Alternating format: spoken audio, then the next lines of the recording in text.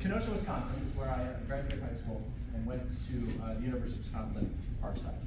And I moved out of my parents' house 3 weeks after I turned 18, got my first apartment with a roommate, and that went horribly wrong, but that's a story for another day. My next set of roommates was one of my very best friends from high school, a guy named Jesse Spillit. And it just happened that yesterday was his birthday, which is what reminded me of this particular story. He was one of my roommates, and he was one of the smartest guys, that I know. He was the guy, like, when I was 14, that convinced me that Guns N' Roses sucked. And that Rush was better. He was that transitionary friend, right? Do you know what I'm saying? I understand the women probably are not going to agree with that, but the men in the audience who know what I'm talking about, it's that particular moment. He's reading philosophy books while I'm watching comics, right? He's this kind of guy. But his family were like hippies from way back, right? And mine were not. I was raised in a Southern Baptist house, and with parents who were recovering alcoholics, so it was even more, knows how to like a convert, right? So it was interesting because I'd go and spend time at Jesse's house, and they would have like bonfires, just like growing in the window. And this is 93, 92, 94. And so it was a little shocking for me, a little bit, when I was a teenager. But by the time we became roommates, after we both kind of graduated and were going to college, it was just kind of commonplace. Everybody knew Jesse had weed. That was just how it went. And I was dating a young woman named Rebecca, who's the other key figure in this particular story. And she's a beautiful young woman, but on her first date, I asked her where she wanted to go for dinner, and she picked this really nice Asian restaurant in town. And I was like, okay, great. And as we're sitting down to order, she tells me she's allergic to soy. And I thought, why in the world, and I had already ordered my food, and I'm like, okay, so this is, she likes to live on the edge, apparently. I'm like, all right, so, I don't know what you can order at an Asian restaurant that doesn't have soy in it, so, but we're 18, and this is what we're doing, so all right, fine. And we dated for a little while, and she decided that she was hanging out with us, me and Jesse, at the house, and she decided that she wants to try marijuana for the first time. And she's, again, allergic to a lot of stuff. But she did smoke cigarettes.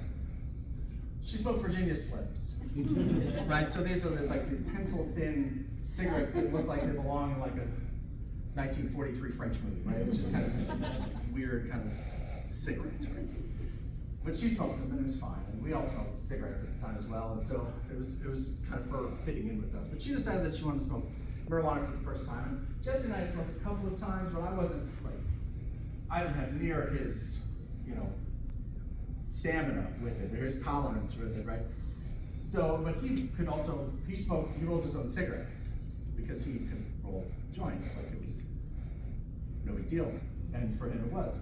So we decide, okay, we're thinking about it, like she's got all these allergies, but Jesse's like, no man, I grew this myself, I know she's gonna be fine. It's okay. So we smoke, we get a joint going, and we're passing it around. This is 94, and so like this in Wisconsin, there's no kind of legalization of any kind, right? So it's, if the cops come in the door, it's gonna be a problem. So we're smoking, it goes on 15 minutes, and Rebecca starts to hyperventilate, right? So she's like, and she's like, I think I need to go to the hospital. I'm like, we're not going to the hospital. Girl, you need to slow down. We're not going to the hospital because all of a sudden there's going to be a bunch of people here and we're not interested in that. So we're gonna just take a breath. And she's like, no, I think it's, and she's starting to, this is one of the potential side effects of marijuana is this paranoia. She's kind of spinning into this, right? Jesse, without missing a beat, jumps into action and says, I got just the thing. And he runs into the refrigerator and he pulls out our Kool-Aid. We had Kool-Aid. Big pitcher of strawberry Kool-Aid because we were poor college students. And he gets one of our cereal bowls, was like a coffee mug, right? One of these big like coffee mug cereal bowls, you know what I'm talking about? And he fills this thing to the brim. And he walks it over to her like it's the Holy Grail, and he says, drink this. And she said, what is it? What is that? I don't know. Shh. It's magic strawberry Kool-Aid. And she says, really? And I'm just watching this just like in rows. And she says, okay. She takes a sip. She stops. She's not going to pass out. He says, you got to drink it all. She said, okay. She's like, and she's high as hell, right? and I'm high as hell too, but Jesse, he's probably had as much as I have, but you wouldn't even know, right? So I'm taking it in, and she's starting to come down a little bit, like she's not freaking out, she's starting to mellow into her, what is really pretty minor high in retrospect, right?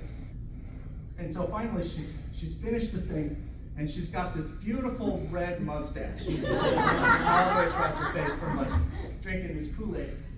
And I'm just, she takes the thing, and I just burst out laughing. Right? And we spend the next hour, the three of us, rolling around on the floor, just laughing about magic Kool-Aid. 20 years later, I tell this story to my son, who's 19 years old, and we've always had a policy of honesty in our family. Scare tactics only drive people into the thing that you're telling kids, especially the thing that you're telling them to be afraid of. Well, that's exactly where they're going to go. So I always went with honesty. The general premise being like, I would not put something in my body that I didn't know where it came from, right? A needle, a pill, a powder. Like, why would I do that? That seems crazy to me. And so this is how we explained it to him. But pot is pot, and it's whatever, right? I don't care. And he's going to make his own choices, so it's fine. As long as he's safe. He calls me. I'm living in Jacksonville. He calls me and he says, Dad, I need the recipe for magic strawberry. I said, what are you talking about? He said, one of his Navy buddies in the Navy. He's one of his Navy buddies, and they're in the Netherlands. And they've tried pot for the first time. And he's got to get back on the ship, but his buddy's freaking out. I said, man, it doesn't have to be actual Kool-Aid. It's really just about the story, bro. Okay. So they found like magic beer. This is magic beer. They only make it in Amsterdam. You can only get it here. That's the whole story.